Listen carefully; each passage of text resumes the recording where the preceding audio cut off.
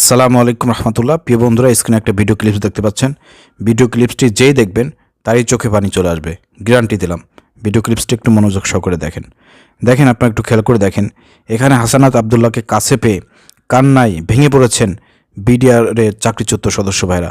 যেসব বিডিআর ভাইরা দীর্ঘদিন ধরে, আপনারা জানেন যে বিডিআর যে পিলখানায় হত্যাকাণ্ড ঘটেছিল, সেনাবাহিনীর হত্যাকাণ্ড, বিডিআর বিদ্রোহ, সেই বিদ্রোহের জেরে বিডিআর সদস্যদেরকে মিথ্যা মামলা দিয়ে তাদেরকে দীর্ঘ 17 বছর ধরে খুনি হাসিনা তাদেরকে জেলের মধ্যে বন্দি করে রেখেছিল।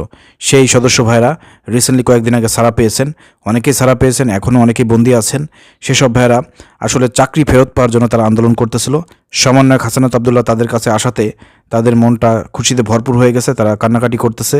হাসানাত আবদুল্লাহকে পেয়ে তারা আবেগ আপ্লুতে অনেকেই তার কাছে অনেক দাবি জানাচ্ছে। তো আমরা বলতে চাই, আমি এই ভিডিওর মাধ্যমে একটা দাবি জানাতে চাই যে এইসব চাকরিচ্যুত বিডিআর সদস্য ভাইরা দীর্ঘ 17 বছর তারা বিনা কারণে জেল খেটেছেন। অর্থাৎ তাদেরকে 1 কোটি টাকা করে দিতে হবে এবং তাদের চাকরি পুনর্বহাল করতে হবে। আপনারা যদি রাজি থাকেন ভিডিও শেয়ার করে দেবেন।